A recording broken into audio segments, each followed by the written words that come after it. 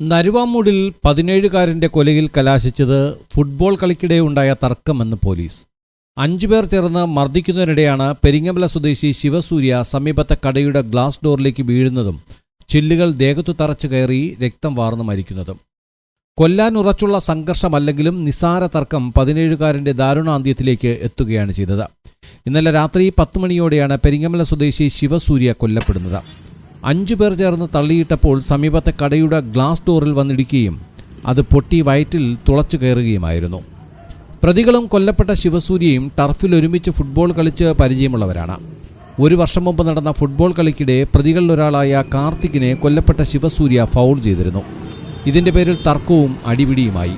അതിനെ ചൊല്ലി ഫോണിലൂടെയും വെല്ലുവിളികൾ തുടർന്നിരുന്നു. ഇന്നലെ പ്രതികളായ 5 പേർ ചേർന്ന് ബൈക്കിലെത്തുമ്പോൾ ശിവസൂര്യ വെടിവെച്ചാങ്കോവിലിന് സമീപം പുന്നമുടുന്ന സ്ഥലത്ത് നിൽക്കുന്നത് കണ്ടു. ഇതോടെ വീണ്ടും തർക്കവും സംഘർഷവുമായി.